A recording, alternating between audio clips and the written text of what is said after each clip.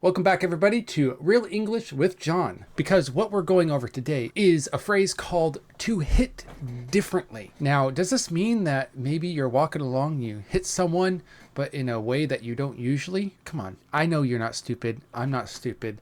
No one would think that. You're just thinking, come on, John, get to the point. Tell us what it means. Quit beating around the bush. Talk to us directly. To hit differently, actually, we're going to go over three main meanings of hit differently.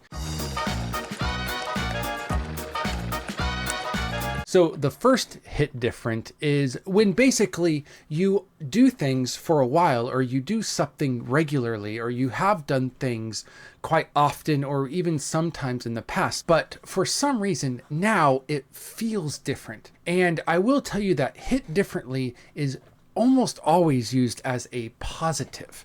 So when you've done something in the past, it might be normal because you've done it a lot, but suddenly it feels better, or there's something about it that has changed to make it feel better, stronger, nicer, more exciting, etc., etc. So for example, a lot of people ride buses when they have to go to work, like it's the normal commute thing. So they might say something like this: wow, riding a bus on your day off hits different. And that's basically saying the bus when you're commuting, maybe not the most fun thing. In fact, it's quite mundane or even a bad thing. But when you have a day off, when you have that time to ride the bus, you can actually enjoy what you can see out the windows.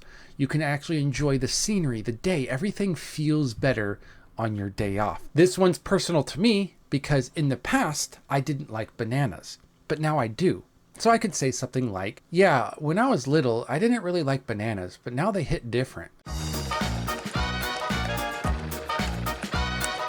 The second way number two that we use for hit different is when we're kind of comparing two different things and how one is good, but this one is even better, or it's different enough to make me more happy about it. Again, more positive. So we could say something like, I'm really into Western food, like burgers, pizza, lasagna, things like that. But Korean food just hits different. And that's saying like, yeah, hamburgers, those things, those lasagna and whatever, they're great. But Korean food just has this little bit of extra edge, extra excitement, extra flavor profile that just elevates it a little bit more. Or perhaps you're like me and you do like sweets and you do go around eating things like muffins. Well, yeah, I usually like muffins, but Costco muffins, they just hit different. And that's basically me saying, yeah, muffins are great, but Costco muffins, again, make me more excited.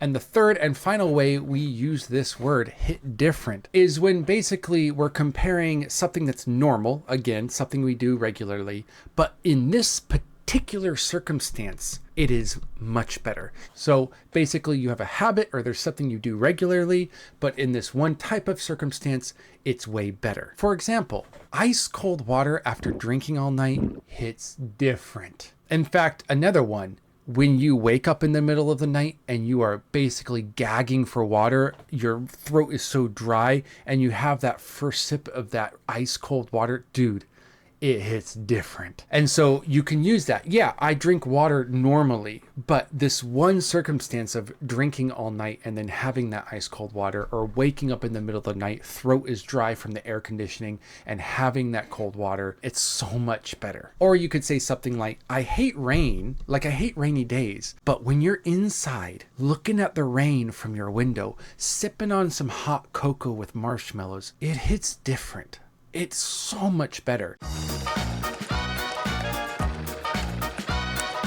So those are three different ways that you can use it hits different. Number one, you used to do something as a habit or sometimes whatever, but nowadays, these days, it's actually better. There's something more exciting about it. Number two is when you're comparing one object that maybe you enjoy, but there's another related object that is so much better. And third is a habit that you usually do, but under this one specific situation or circumstance, it's so much better. And there we go. There's another phrase for you that you can use in your everyday English. It is perfect for friends. It is okay to say in most situations, maybe not when you're doing the most formal talk or anything like that, but in most situations, both casual and polite ones, this is okay to use. It's not rude. Anyways, there we go. Go ahead and drop down in the comments below what you think hits differently. Use one of these 3 different definitions to tell me a thing that is more exciting for you, something that's more positive, something that's greater. Anyways, see you guys next time. This has been English with John. Bye. Bye bye. Bye bye. Bye. Say bye. Say bye.